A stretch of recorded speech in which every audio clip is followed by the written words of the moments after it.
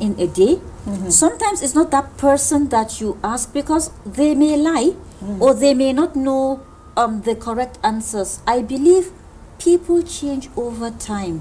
Most of the times, people that you ask questions and they tell you, they are not even lying. But years down the line, due to changes in circumstances, in their situations, their relationship with you, and the entire environment, things change.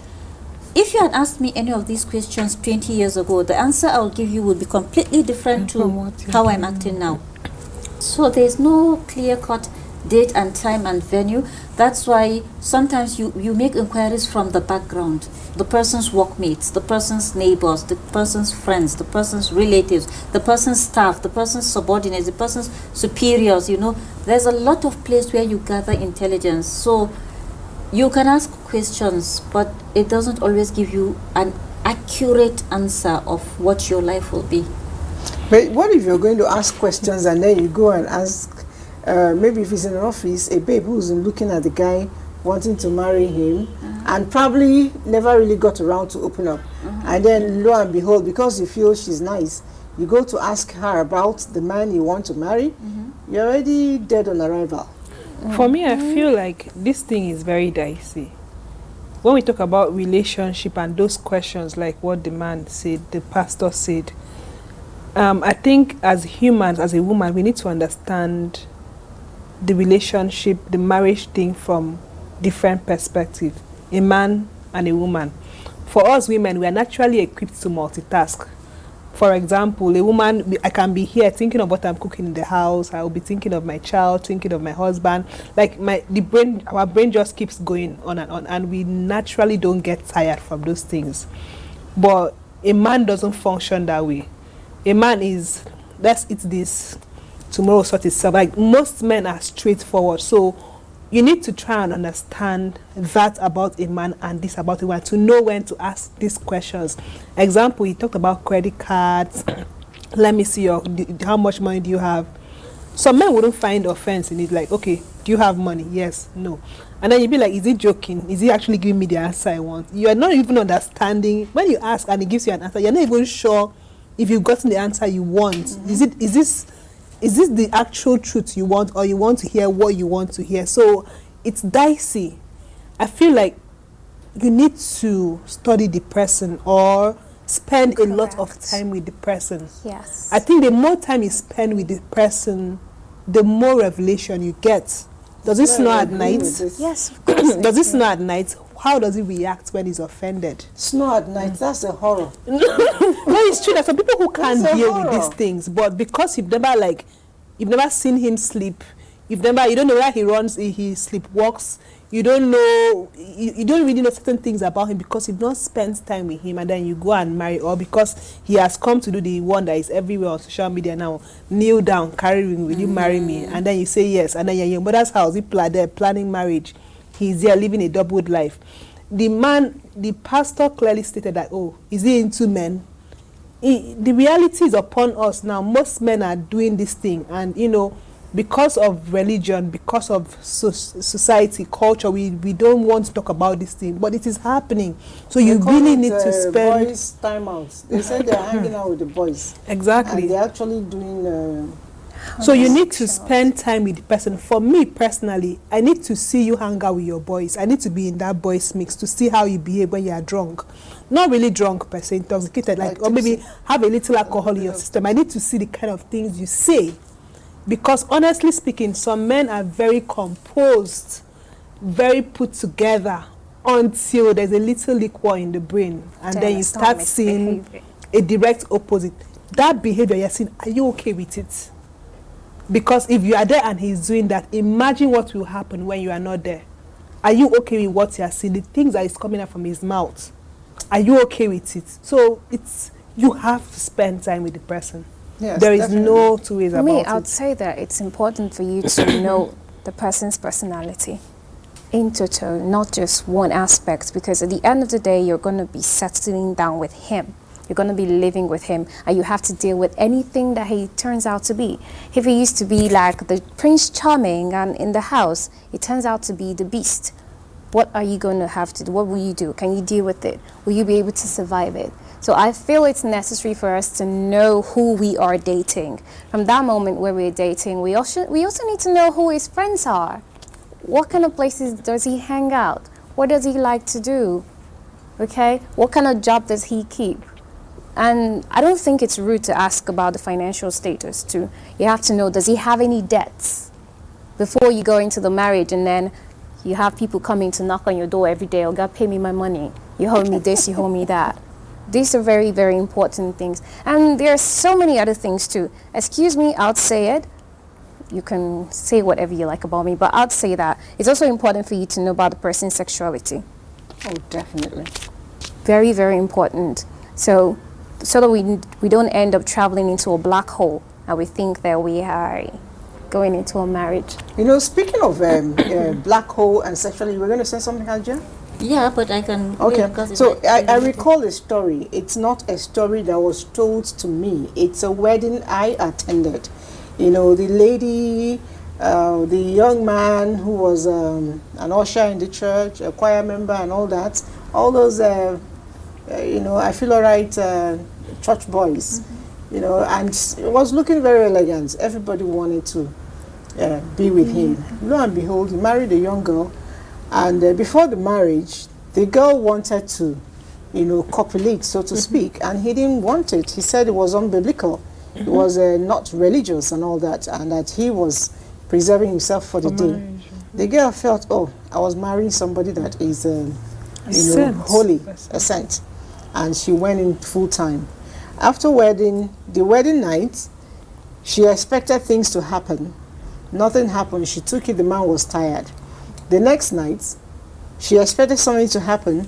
Lo and behold, the man said that he's praying, that he's been 7 days prayer. All right. You know, because he needed to pray for the marriage. They were just, the journey they were about to start.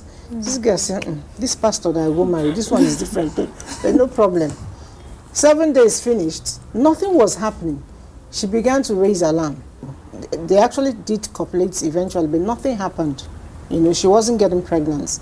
Eventually, she started the process. You know, it's always the woman. Why are you not pregnant? Blah, blah, blah, and all that. She went to the hospital, nothing was wrong with her. She changed hospital, checked again, nothing was wrong with her. She called her husband, bro, let's go and do this thing. And the man said, no, I'm okay. Do you know how many ladies I got pregnant before I became born again Christian? You know, eventually, the girl had to use cunning means to get the man's semen to get tested. Lo and behold, that man wasn't pregnant. It wasn't functional, really. So she began to scream out, went back to the pastor, raised alarm, and they called the man, tested him. They found out that he was impotent. And it wasn't something that happened to him. He had mumps. You know, mumps children have as kid. And he wasn't properly treated, and it got him sterile. And he never knew. When he found out was much more when he was older, you know, and he knew, he didn't want to tell anybody. He felt he could marry a girl, and then maybe with time the girl will begin to live with it, or as the society will do, blame the girl. And I keep wondering, why would people want to lie You see, that's stupidity in on a his relationship part. that is going to last forever? Because this is a lifetime union, and that is the kind of lies that can break a relationship, a marriage. Of course, they are not married anymore. That's the like kind of lies that can break a marriage, you know, because it has to do with something that connects both of you. If it was, let's say, personality traits, do you have bald hair, those petty things that, you know, you can live with. But this, nobody should put anybody's child in that situation. You know, because you now turn her to a depressed woman, a sad woman. She would always try to explain to somebody why she hasn't taken in, oh, my husband. And in the eye of society, she'll look like she's the one with the problem. No, but you put her in a position where she can't defend herself, and it's a deal breaker. It's definitely a no-no. However, you know, the foolishness of man is such that we can't take advantage of medicine. You are impotent. Why don't you try to explore other options? IVF, surrogates. You know, there's so many options. People don't see it, but the same God we serve gave the humans that wisdom to come up with these options. You should have discussed this with the lady. If she says yes, then you start exploring. Okay, which one are we going to go with? Is it expensive? Is it cost effective? What are we doing? So that she knows if she's going in there with her 2 head, her 2 leg, her body and soul. Okay, oh, he is impotent, but I love him. I'm going to try out so and so and so option. That is what I think. Just before, I don't mean to cut you in. The questions we're raising here, we actually started off without a man, but I know that Chooks is somewhere. Please come in and defend the men. Please, you're setting me up. I am not setting you up. Chooks. Look at him. I'm really scared. Mr. Chooks. Wow. So yes. Am I free to sit? Yes, please. You're welcome. Have a seat. Okay, please welcome him. Hope you've not been shredding the men. No, we are trying not No, we to. just want to find out a few things. But let's start from Zainab. You were saying something earlier. Maybe Chooks will be able to answer them. Yeah, she made some points. Yes. All of you made points that I think are interrelated. When we talk about asking a prospective partner, in this case for us women, it's men. Questions. No, we are not going to grill you this time. Okay. How sure are you that this person is going to tell you the truth?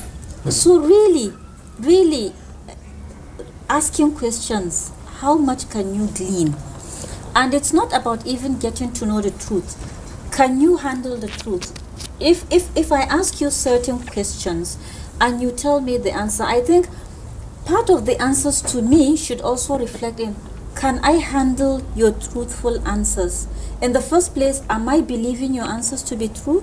And if I'm believing them, can I handle them? Am I willing to continue the relationship based on that? Is this something I can walk around? Is this something I can walk with? But I still advise people to have it at the back of your mind. The answers you gave me today most probably will not hold water in 5 years' time.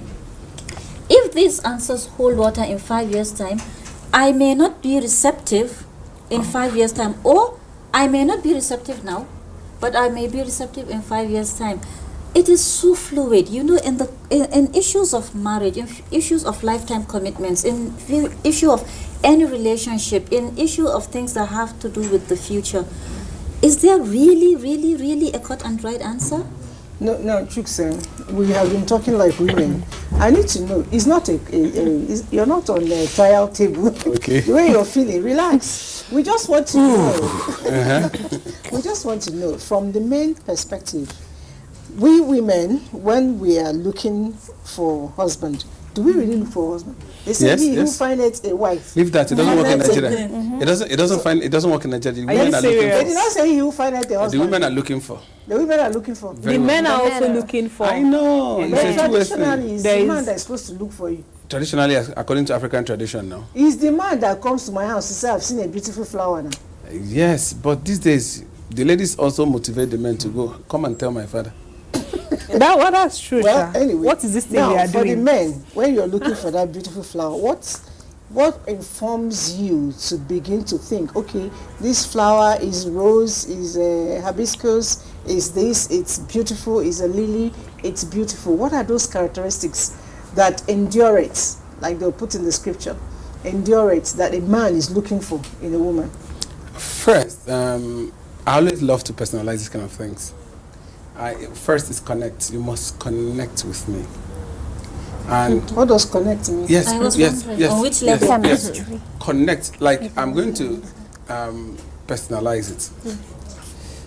When I met my wife, it wasn't like we didn't cut for too long. I had made up my mind I was going to get married. That was a very long time, and even while I was in the university, I was hoping to get married because I had looked out for things.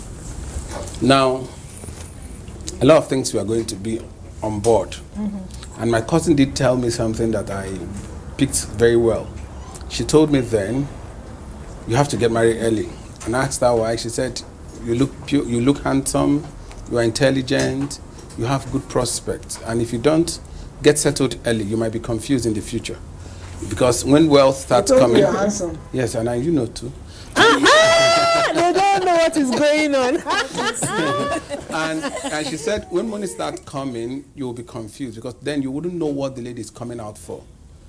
The lady might be coming for your career, might be coming because of the car you drive, might become because of the position you occupy in the office, might become because of how you look.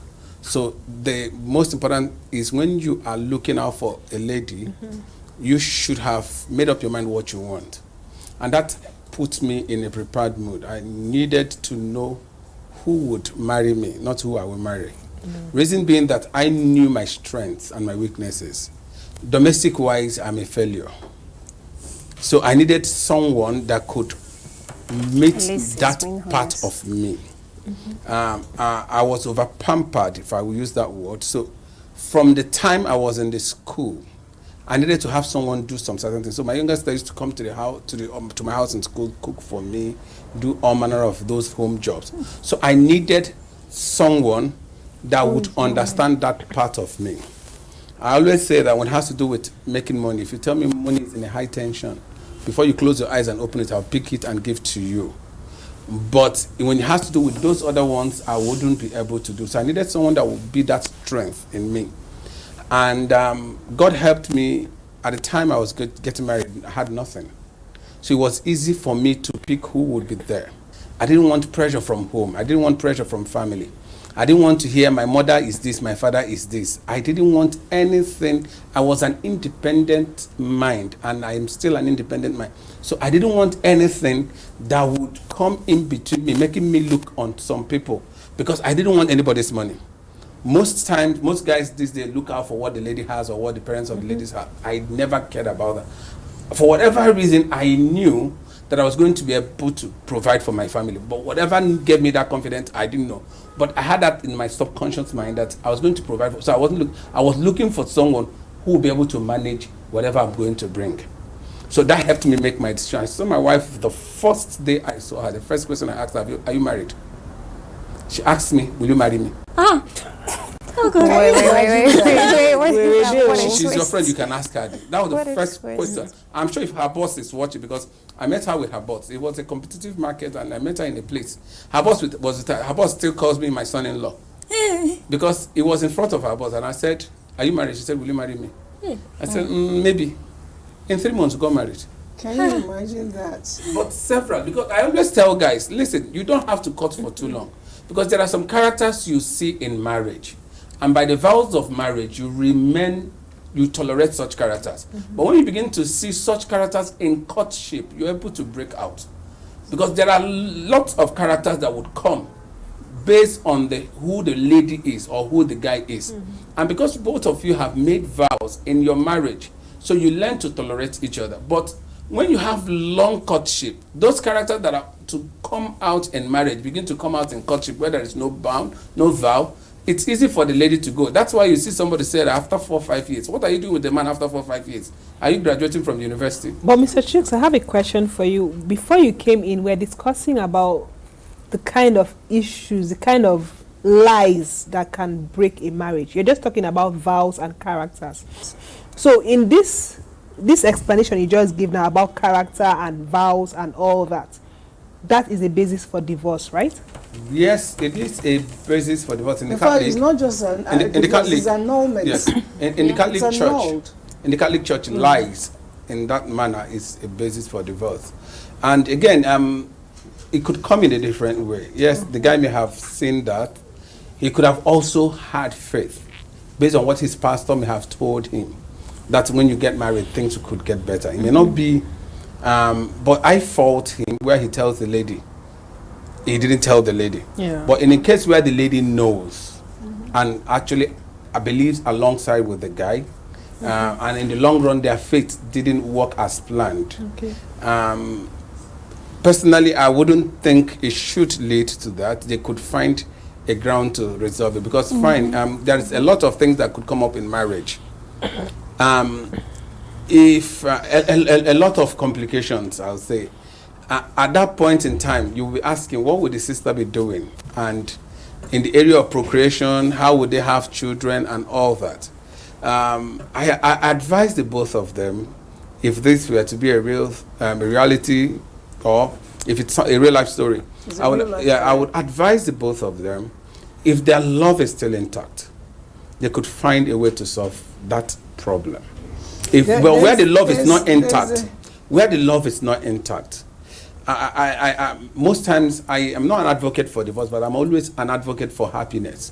Whatever makes the lady, the man happy, because you wouldn't entangle your life into a lifestyle that will be frustrating you all through your life, and you call it marriage. It's no longer marriage. Depression will set in, frustration will set in, anger, bitterness, every wickedness will come in. The person will always see the person as holding him or her from moving forward. So it's a matter where you discover that this is what this guy did, and you discover that you can no longer move forward. At that point, you discover you can't move forward. Move your way, go separate ways.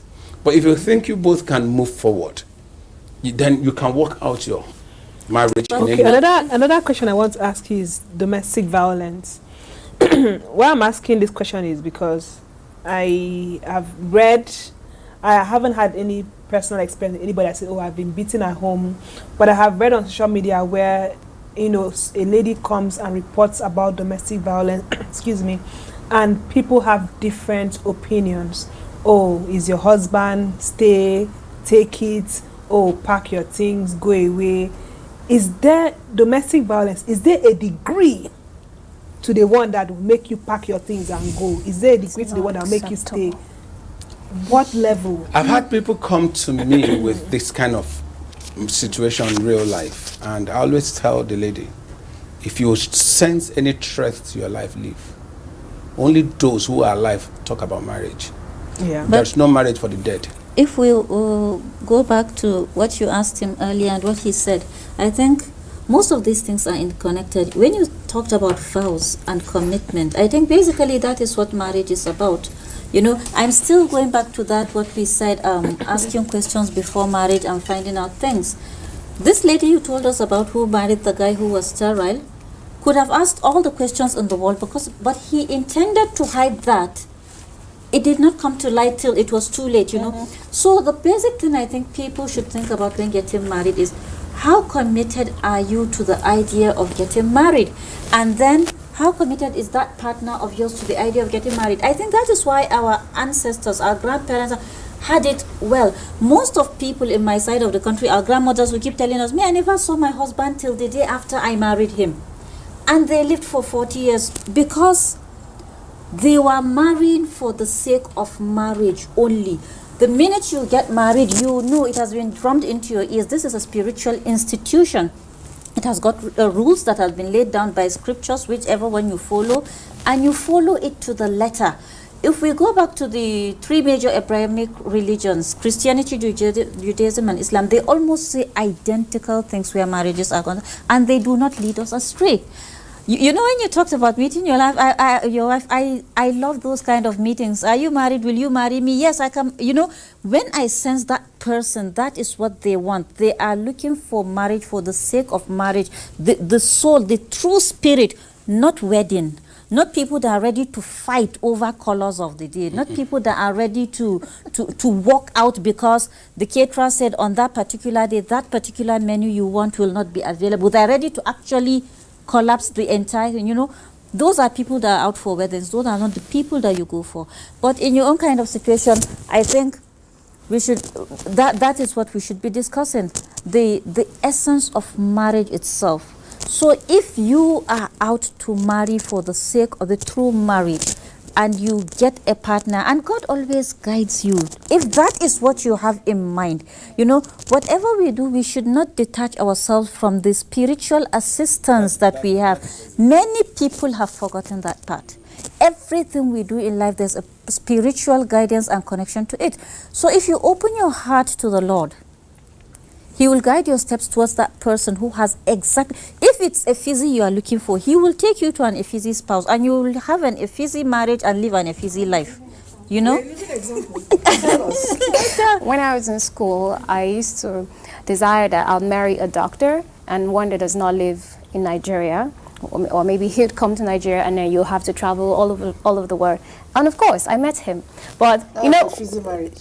No, what I'm saying is you having a desire. He's the party kind of person, and he likes He just likes everything loud, loud, loud, you know, that kind of thing. You don't have to stay in the house all day. You should always go somewhere, get together, meet up with friends and all. Outgoing. So that was the kind of person he was. But there were other things that were dangerous about that relationship, like the pressure for sex, one. And then also, he was not that kind of person that thinks God exists and then we should worship a God or we should do anything for God. And that was like a turnoff. I'm like, why would you say something like that? Where did you come from? He says he's not questioning the fact that there is no God, but he doesn't think we do anything for God. And I'm like, no, this guy, no, not you, not you. So, but actually, I wanted a particular thing and I found it. But when that one left, the kind that I really desired, knowing that, okay, when I want to settle down, this is what I want to settle down with. This is the kind of man I want. This is the kind of family I want. And this is the kind of marriage I want. And this is what I want my marriage to represent. And I see somebody in that light, and I pray it stays like that. No, he's going to Okay. stay. I know your wedding is coming up real soon. And I'm happy for you. But you know, you were talking about the spiritual angle to marriages. I quickly remember that during our own time, I was back before the amalgamation of Nigeria. Parents. Hallelujah. That was like what? Don't mind. 1900. Can you imagine? Okay. She's always like, she likes to make herself look like an old school. Don't you see her hair? Now you speak on me. All right. So, the parents were very instrumental when it came to marriage. You know, the person you're marrying, in fact, in my town then, it was said that when you're born, a young boy comes with the father or the mother and they drop a coin. Yes, in your baby betrothal, bag. right? Yes. Yes. Oh, yes. So, and that indicates interest. And a lot of times, that person ends up marrying you. But they would have watched you over time in asking questions. I probably may not ask you, what is your relationship with soap and water? I'll probably not ask you how many times you take your bath, but I'll rather go and ask about your family. Do you people have history of madness? Do you have pathological liars in your family? Do you have Cancer, high blood pressure? people who I need to know. the sickness part may not really be an issue for me, because a lot of times most sicknesses like diabetes and all that, you can manage them, you can even control them so you don't get there once the person has a willpower. Your family history, do you worship a particular deity that I don't believe in? Because on like terms, sometimes they say attract, but sometimes too they repel. So if I'm going to marry somebody who believes in tooth for tat, it's not going to work.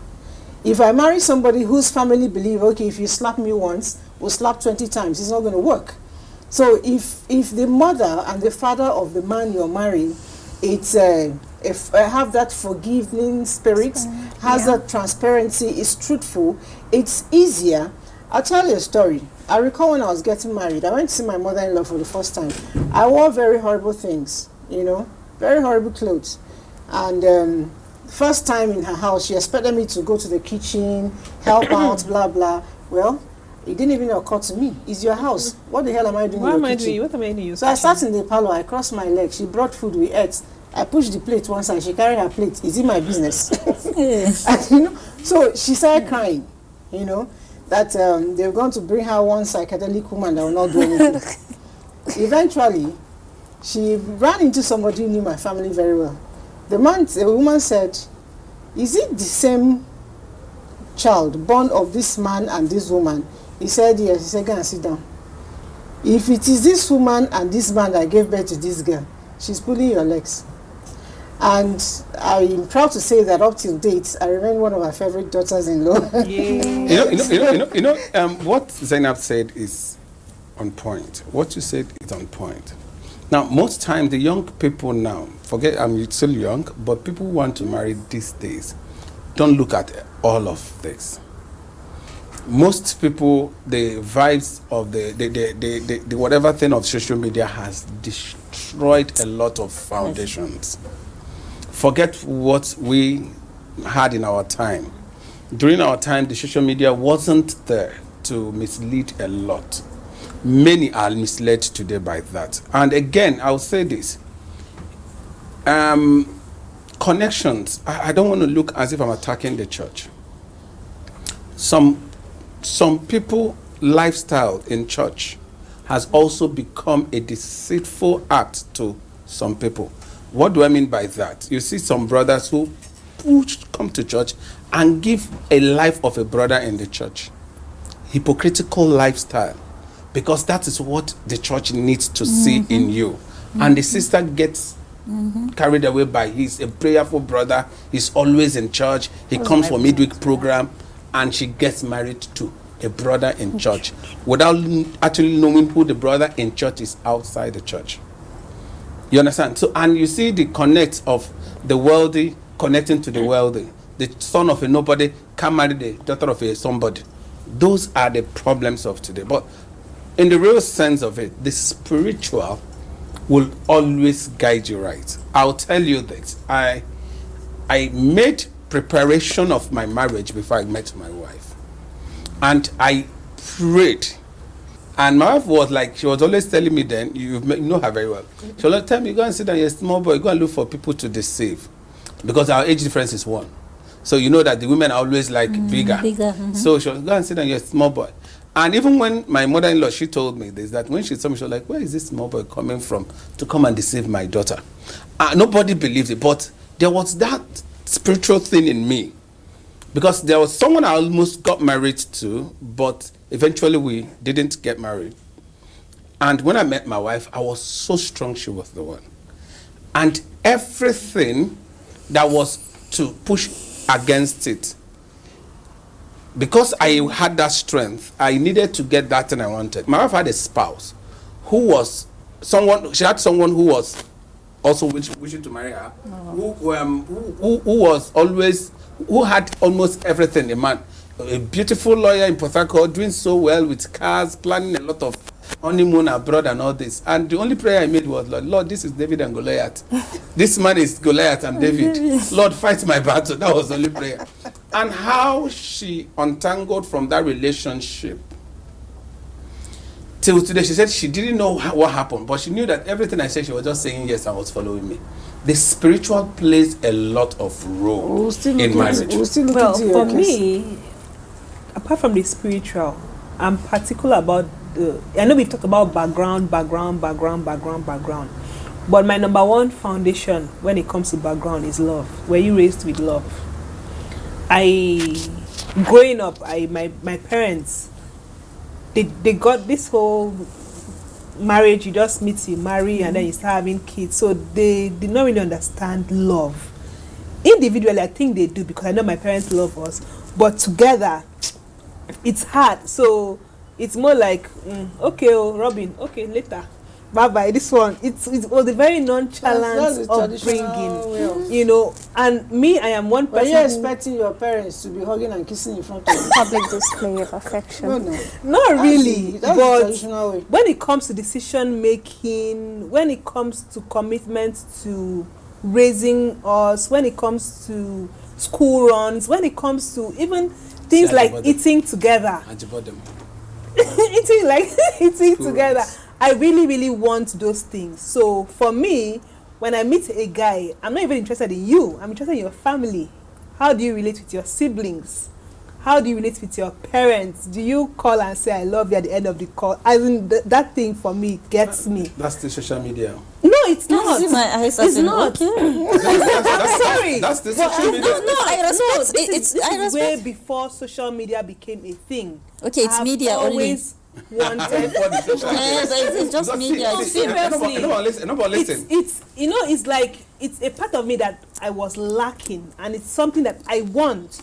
So some people will lack money and will want a rich spouse. A couple, the son of a couple that will come to you should be the one that will call the mom and tell the mom at the end of the Mommy, I love you. You see, it could be easily deceived. What I tell guys is this, and this is a fact. As a lady, if you want to marry, try and know the father of your guy. What Liz said, I was trying to connect what Liz said with what Zainab said, spiritual and parental. When you know the father of your guy, you're going to see some of the things your guy is hiding from the father. go and look out for the mother of the lady you want to marry. Some of the things she might be hiding, you will see from the mother. But there's a flip side. There's really a flip side. There are men I know. There's this person, he's late now, unfortunately, distant relative, and he's known to be an evil in the sense he's strict, he's hard, he's sadistic, he's whatever. All of his sons are extremely fine gentlemen. He treated their mothers like trash, you know. But they now rebelled because they have seen the repercussions of such. Okay. Do you understand? Good. So there's a flip side. What she said she wants, it's not bad, but it's still back to what we said. When you are marrying, look for somebody that you have a common interest. When I said that ephysically, I wasn't talking in sarcasm. There is a woman that enjoys the party life and she can sustain it for 60 years.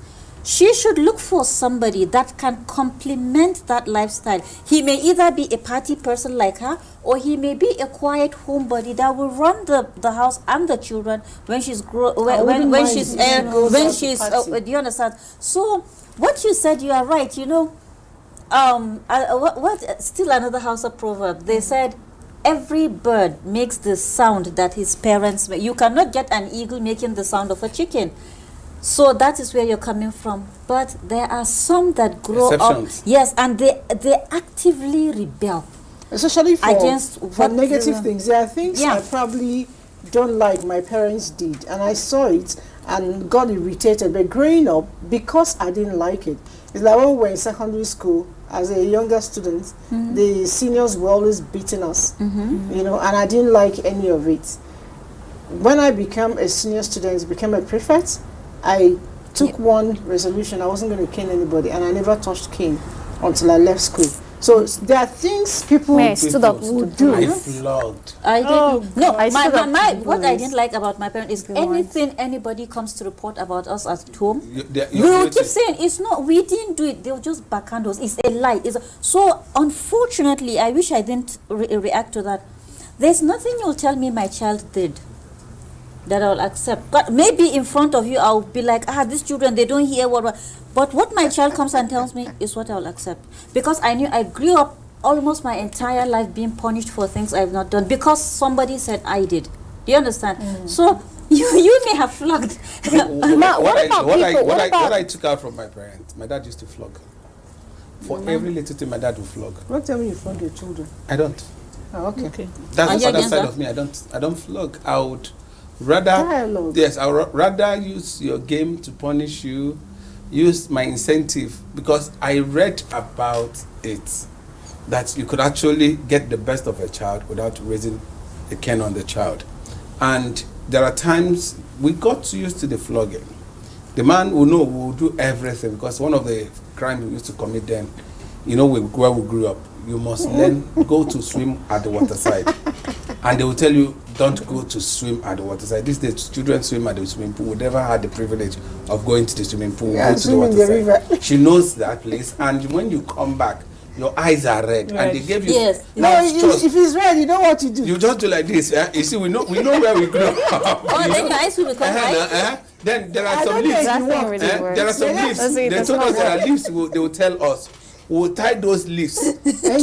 Those leaves, we're tying those leaves so that elephant grass. You tie it. When you tie it, we believe that when you tie it, you've tied the mouth of the person that will ask you questions. So there was another one too, like a big stem. You cut it out, put it in your mouth. So we believe, but by the time when we finish all these rituals and get back home, the man is waiting for us. So all we now learned was that we'll come and we'll pad ourselves and wait for the flogging. Now, what am I trying to say? Despite the flogging, we still did all that we were doing. So I realized that in me, it couldn't change. There are ways I speak with my children today, and they don't get back to whatever thing they had done that made me to get out that point. In fact, I've gotten to the point that my children don't like me raising my voice. Now, before I could raise my voice, my son is crying. And that gives me joy, because I have come to know that he has known what is right and what is wrong without me flogging him. Before I wanted to when I was growing up, what he just said now, I hated it when my late dad raises his voice to scold me. I'd prefer he flogs me. But for him, he believes he shouldn't flog a child, that goats are the ones to be beaten. So if he talks to you, you should listen and take that instruction. But when you've done something wrong, of course, I know I've done something wrong, but the things he would say, the way he would level it up, you begin to think, did I do something that bad? And I'll start crying, but I wouldn't let him see me crying. I'll go and hide inside my wardrobe, and everyone would be looking for me.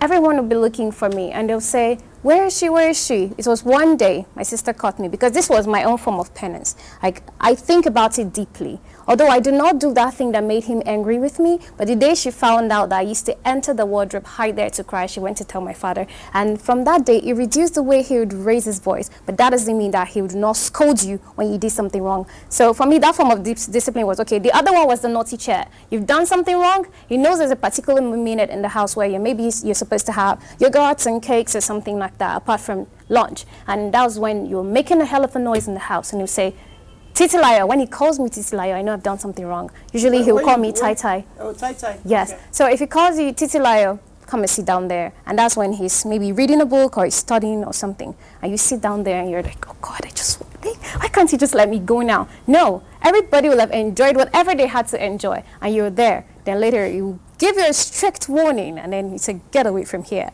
Yeah, and that's no, but it worked. It worked. Now, what I want to know, let me throw it up into the house.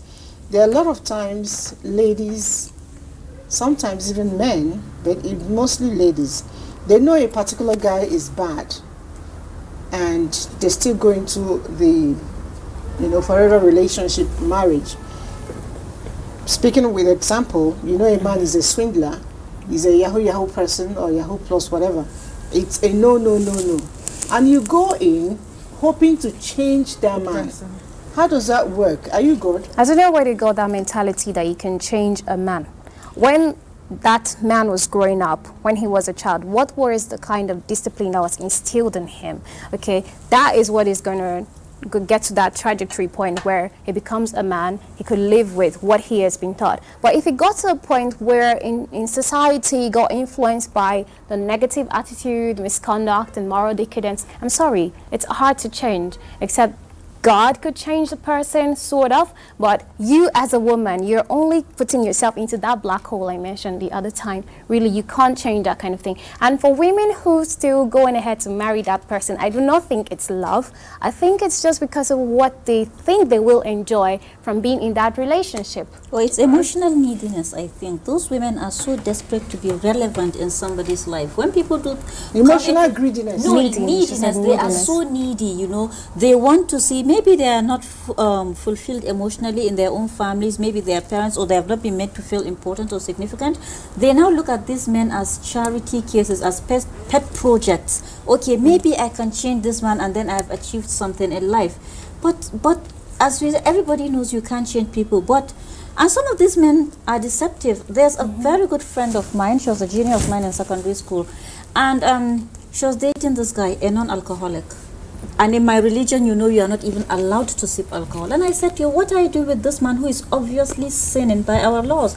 And she was like, no, he said I should be praying for him. And, do you understand?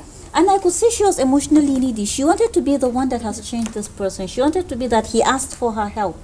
I don't have to marry you to help you in that case. So I think there's emotional neediness as well. Have you thought about the fact that someone really wants to get involved with some bad guy?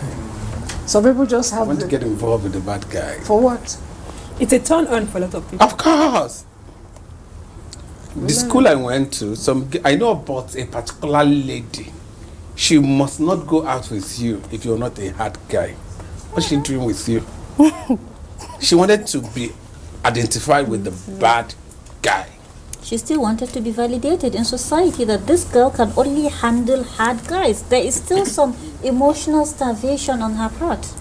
All right, on a very parting note, I want to take maybe just a quick one. What would be your advice to your fellow young girls, a very brief one, who are at the moment looking for hookups for marriage? Well, for me, go for your friend, go for love. Love is very important. Don't let these people deceive you. Say that.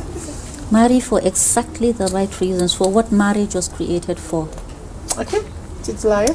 Oh, tie, sorry. Okay, look out for that person that compliments you.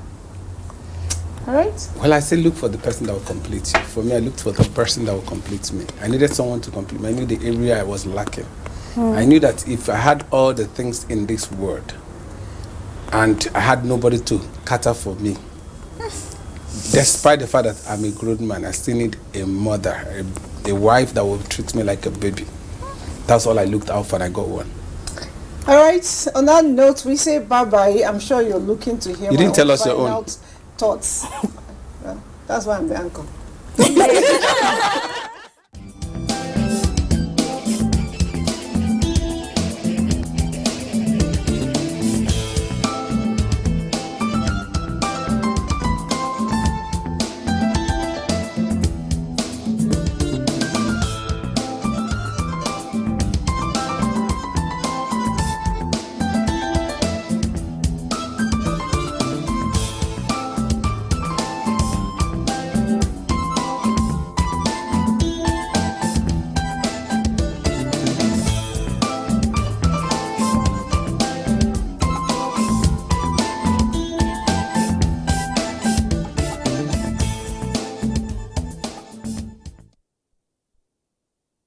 You can follow us on all our social media platforms: Facebook at NTA Network News, Instagram at NTA Network, Twitter at NTA News Now, YouTube at NTA News Online, or visit www.nta.ng.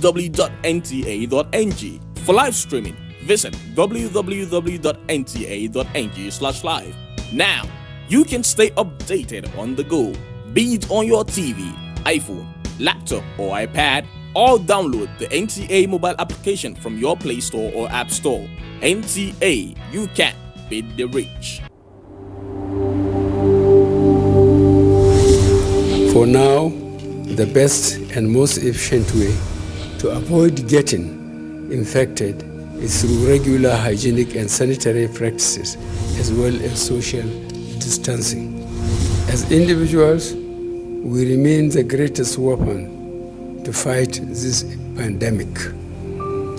By washing our hands regularly with clean water and soap, disinfecting frequently used surfaces and areas, coughing into a tissue or elbow, and strictly adhering to infection prevention control measures in health facilities, we can contain this virus.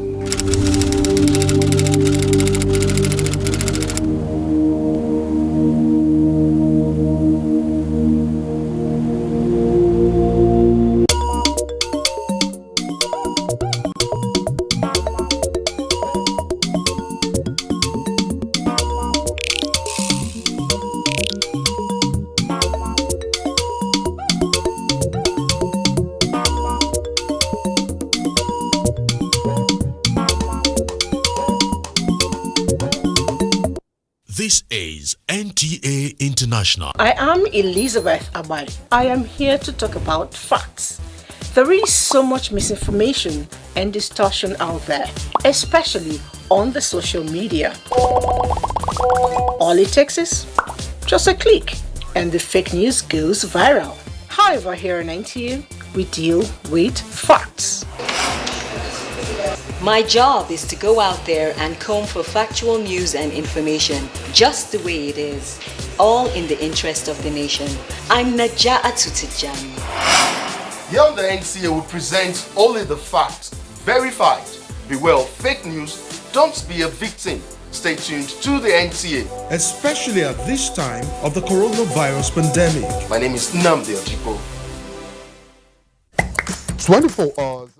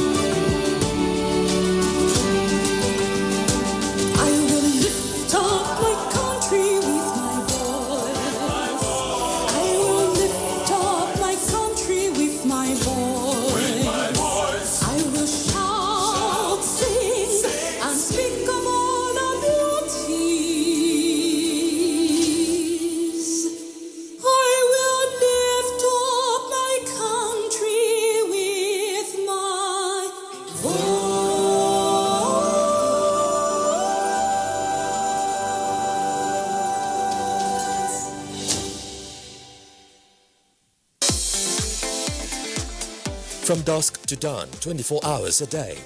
NTA International is with you in your living room, office, everywhere and anywhere. We provide the company you desire in terms of balanced and up-to-date news, programs and the best of entertainment. Tune in to DSTV channel 251, GoTV channel 91, Freeview UK channel 264, or you can download www.visiontv.co.uk. App for iOS or Android, Intelsat 901 degree east. You can also see us on Facebook and YouTube for quality content on the go. NTA International, Africa's window to the world.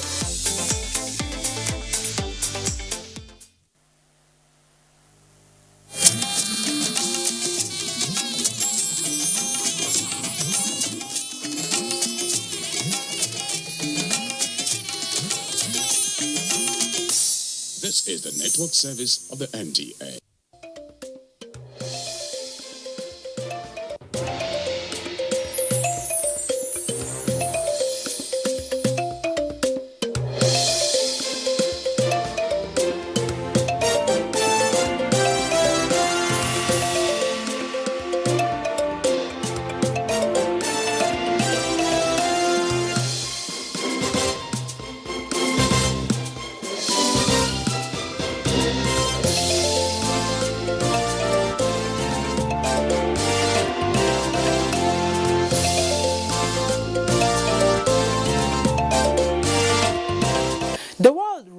Awareness on public access to information to save lives, build trust and develop sustainable policies.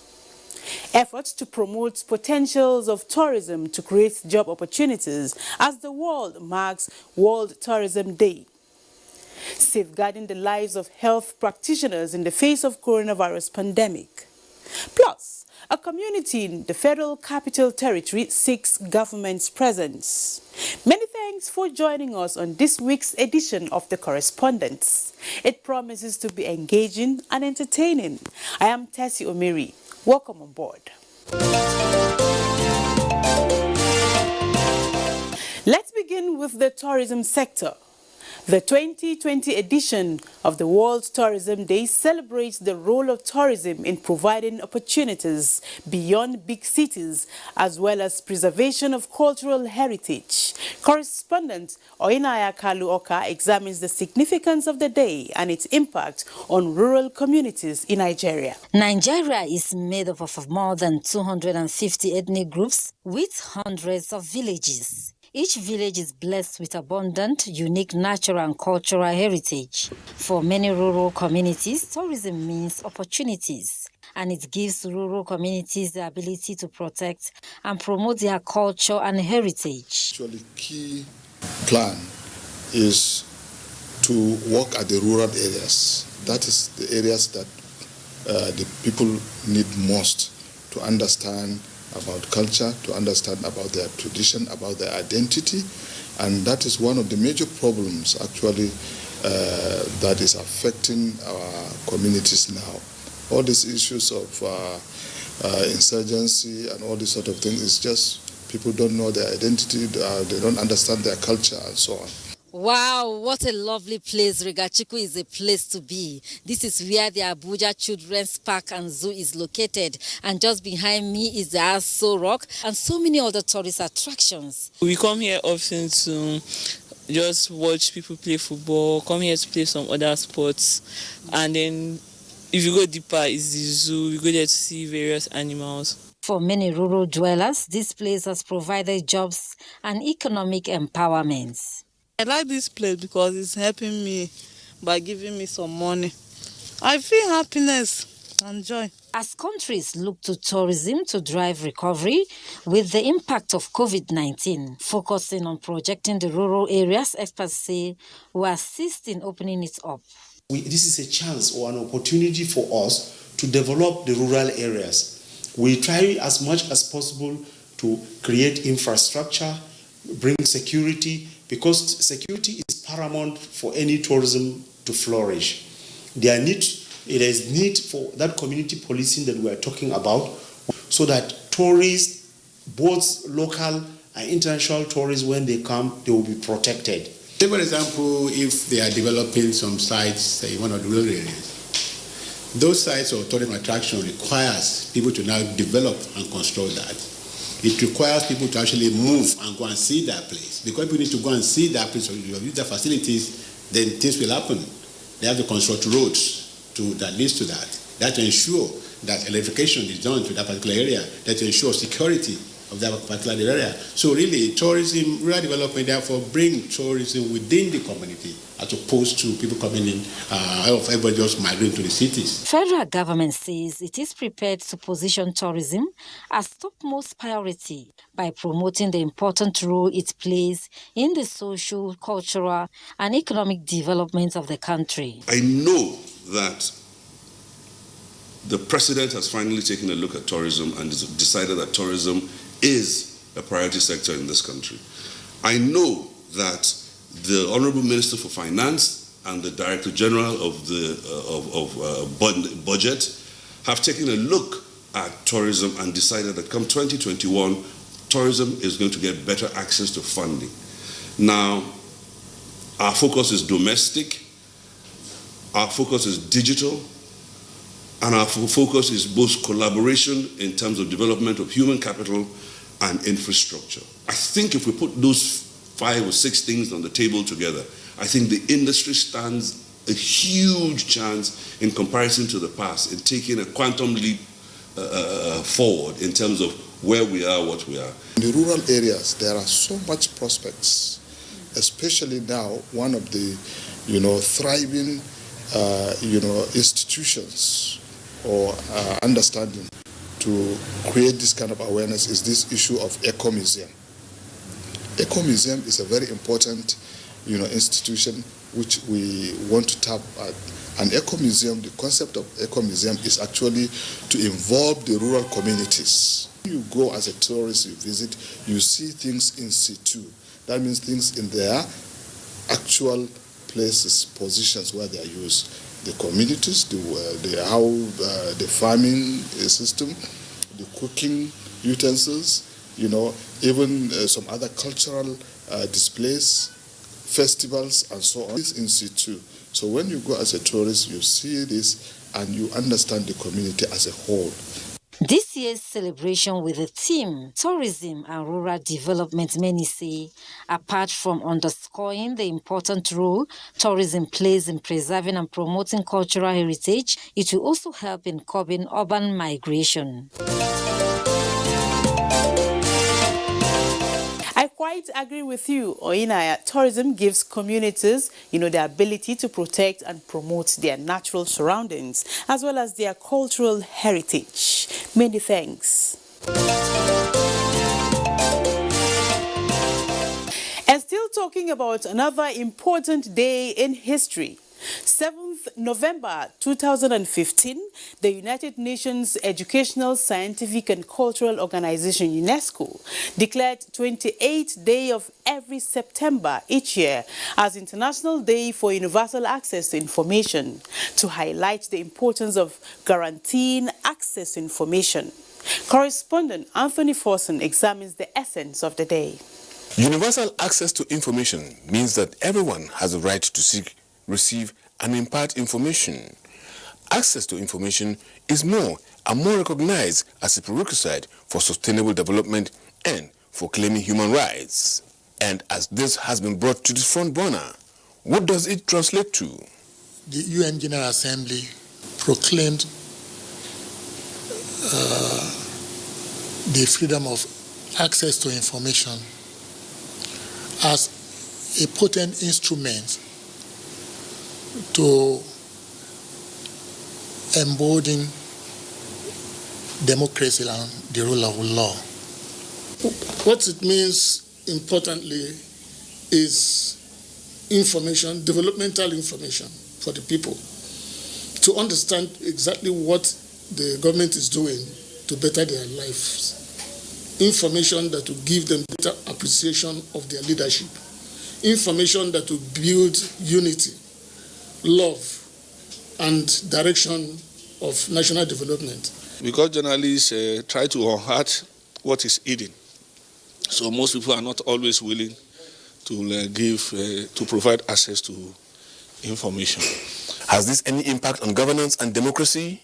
The fact that we have a democracy in place is one sure guarantee for, some level of access to information. You will observe, and rightly for that matter, that many countries tamper with rights of people, rights to association, freedom of speech, freedom of free expression, freedom of association, including religion. But thank God, some countries are also doing the right thing, guaranteeing all these freedoms as they appear in their constitution. Looking inwards, what is the Nigerian experience like? For government to ensure that all these things are also entrenched and practiced, we have the Freedom of Information Act, which was established, which was proclaimed into law, or which became law in 2011. And all these freedoms are guaranteed. But most of all, we have the Constitution, which is the supreme law. And the Constitution also guarantees all these freedoms. These are the basic issues the average Nigerian should be fed with, this kind of information. Because we're in a multi-ethnic, multi-religious society that as we have here. A lot of people are faced with many diverse information. They perceive government in different ways based on ethnic, religion, political parties. So to harmonize this and really carry the populace along, developmental information is the key. In our own society, we have moved a step forward with the Freedom of Information Bill. Actually, the job is left to us as journalists to take advantage of the FOI Act to have access to information. Joining us to talk more on the Day for Universal Access to Information is NTA's Information and Culture Correspondent, Anthony Forson. You're welcome to the correspondence. Thank you. It's my pleasure. When you say universal access to information, it's also known as the day when people have the right to know. What do you mean by that? It simply tells you that the information ecosystem has been liberalized. And by that, people need to know. People must know what is happening, and it gives room for accountability and good governance. Now, access to information. Access to information, you want to ask what is happening, you want to know what is happening around you, and information, they say information is power. Yeah. Now, when the people have information, they are able to now think appropriately, think positively, and act positively. Without information, people live in the dark. And with our contemporary environment today, people are eager. We live in a world that is tightly knitted. Like we say, we are in a global village, so everybody wants to know. So it's your right. Like it's enshrined in Goal 16 of the SDGs. Goal 16, Article 10 provides room for people to know. People must know. People must be informed. So setting aside a day, for instance, say, okay, fine, it's a day it's the International Day for people to have access to information that everybody must know. It's a wake-up call that people must have access to information, whichever way. But be careful. Not all information, not every information, because today we live in an environment where fake news, disinformation and all that. So information must key. And right information at that too. Okay, information, they say, is power, and then you're saying people must be given the right information and at the right time. True. When we say protection of human rights, can you share with us the Nigerian experience? Brilliant. You see, the Nigerian experience gives you a thumbs up that Nigeria is doing brilliantly well. How? The Freedom of Information Act. That in itself gives you room to access information, ask for information. I take blame, for instance, as a practicing journalist. Some of us are just lazy. The Freedom of Information Act gives you the power to seek information, ask information. And why is it so? You seek information, you impart information to people, and then people understand. The Freedom of Information Act, for instance, is not just for practicing journalists. No, you as a citizen, you can use the Freedom of Information Act and request for information and get to know. You can use the Freedom of Information Act and write to your local government chairman, your governor, and say, look, I want to know what is happening here. I want to know how much these funds, how these funds have been disbursed or expended. That's just so Nigeria is on track. And again, the government embarked on campaigning against hate speech, fake news. These are all danger. They are classing that. So government understanding that, look, this is dangerous for our system. That's why it came on board with platforms that will help in curbing all these negative tendencies. Given the theme for this year's celebration, which is right to information in times of crisis, and everybody knows that the coronavirus pandemic is still with us, how do you place this information, access to information and coronavirus pandemic? The COVID-19 pandemic is a global issue. And here again, advocacy plays a key role, because if you don't know how to prevent, how not to contract it, you will just go into it. And I'll tell you, probably advocacy has really done well for Nigeria in terms of containing the spread of the virus. Even though we are not there yet, people understanding the veracity of the disease, people understanding how to protect themselves and the right information at the right time. Can you tell us what programs and policies do Nigeria have in place, talking about the coronavirus pandemic? Of course, you could see jingles going on all over the place. You could hear messages. There are flyers. There are box SMSs that are sent to people's phones. And in some localities, you even see town criers, for instance, going about and they say, wear your face mask, respect social distancing, and all that. So all this simple information. I mean, they've done well. Thank you so much for giving us power this morning. Like you said, information is power. It is on that note that we conclude this segment of the program. Thank you for being with us today. Hope to have you some other time. It's my pleasure. Thank you very much. Still to come, live in Piakasa community in the Federal Capital Territory. Join us again. The coronavirus, also known as COVID-19, has been declared by the World Health Organization as a global pandemic. While clinical trials are ongoing for a vaccine and a possible cure, there is no known treatment for the coronavirus. Nigeria has recorded some of these cases, and people are advised to take these preventive measures to keep themselves safe and contain the further spread of the virus. Wash your hands frequently with soap and water, or use hand sanitizers all the time. Maintain social distancing. Avoid touching your eyes, nose, and mouth. Practice respiratory hygiene. If you have fever, cough, and difficulty breathing, seek medical care early. Do not panic. Stop the spread of unconfirmed news. Follow the official government news outlets and report all cases immediately.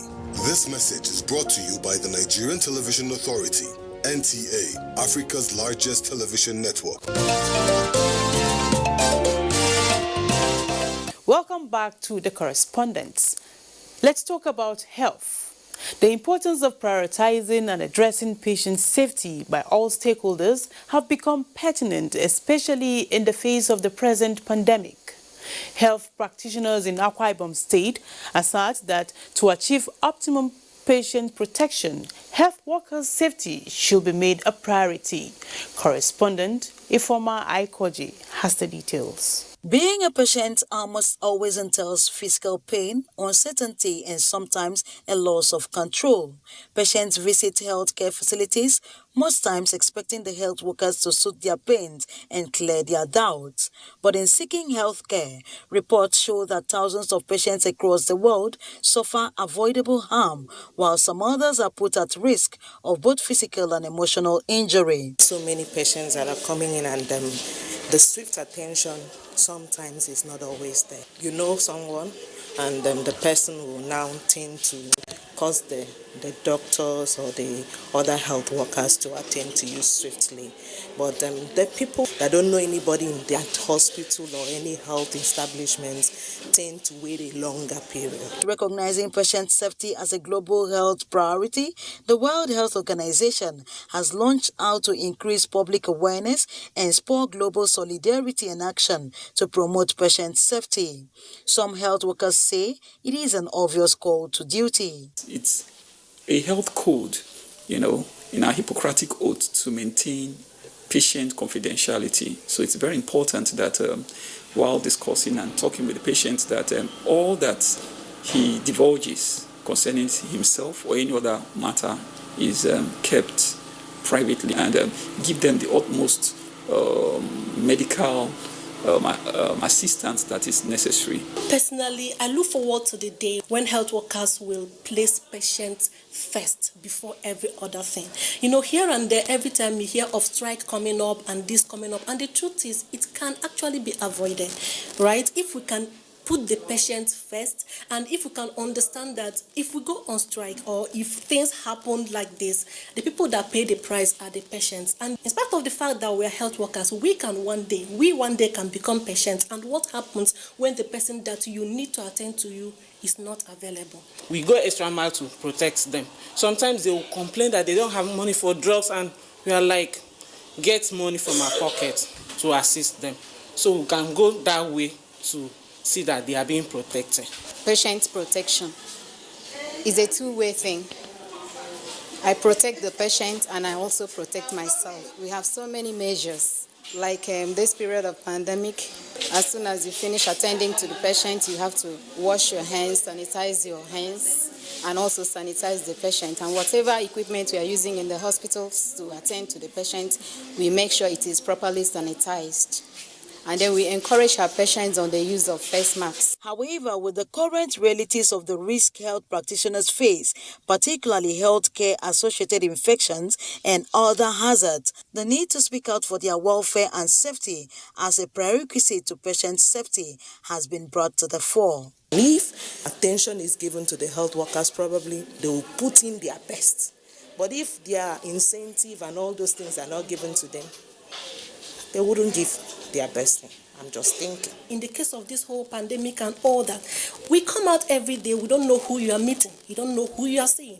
Because the truth is, many times the patient won't give you the entire history, so you are at risk. Protecting us, making us understand that we are protected, giving us all the things that we need to protect ourselves will motivate you to come and meet this patient. It is against this background that the World Health Organization seeks to engage stakeholders and adopt multimodal strategies to raise awareness on the importance of health worker safety and its interlinkage with patient safety. The slogan is, Save Health Workers, Save Patients. Yes, indeed, Ifoma, the safety of health workers has never been more urgent. Thanks a lot. Now, to a community in the FCT. Power supply, a critical amenity needed to propel growth and enhance socio-economic activities, is an important commodity residents of Piakasa can hardly afford. Correspondent Aisha Bashir was in the community and brings back this report. Piakasa community is located between Sauka and the city gate along the Umaru Musa Yar'Adua Expressway in the FCT. As one veers off the highway, a densely populated community which is grappling with electricity challenges. For the past 4 months, if close to 5 months now, we are ration right just because the transformer is not okay. Please, I want government, they should look into that to help us, to help the community. Our electricity so far so good. It has been okay, but it's just that some people are facing challenges because they have been sharing the light one day on, one day off.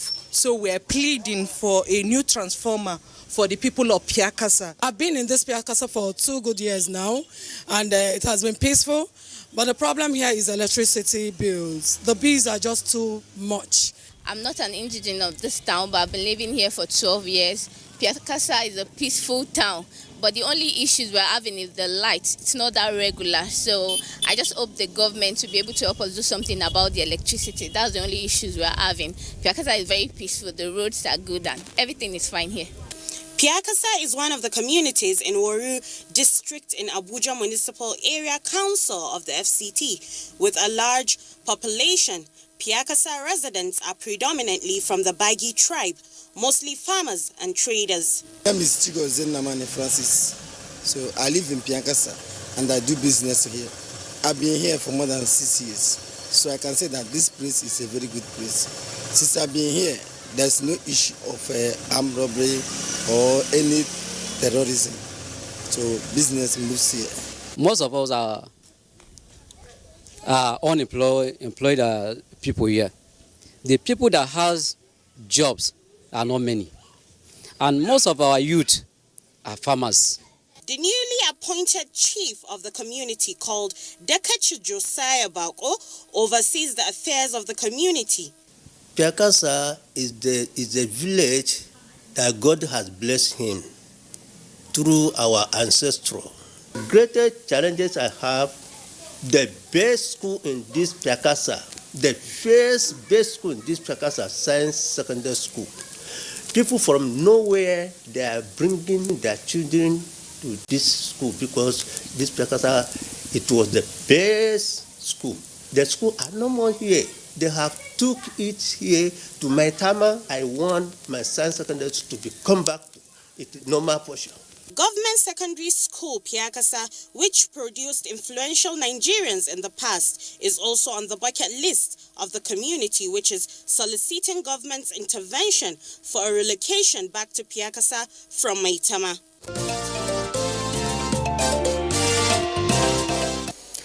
The people of Piakasa sure need government's assistance, especially in the area of power supply, to enable improve their lives economically and socially. Many thanks, Aisha. And that concludes the correspondence this week. Thanks for watching, and do remember to join us again next week on another edition. You can follow our Twitter handle at FUOLUA NTA correspondence. Don't forget to use the hashtag NTA correspondence whenever you make a comment or ask a question. And a quick reminder that COVID-19 is still with us. The ease of the lockdown does not mean that the coronavirus pandemic is over. Continue to maintain personal hygiene by washing your hands with soap under running water every 20 minutes and abide by the physical and social distancing rules. More importantly, wear a mask, take responsibility, and stay safe. See you next week. Bye for now.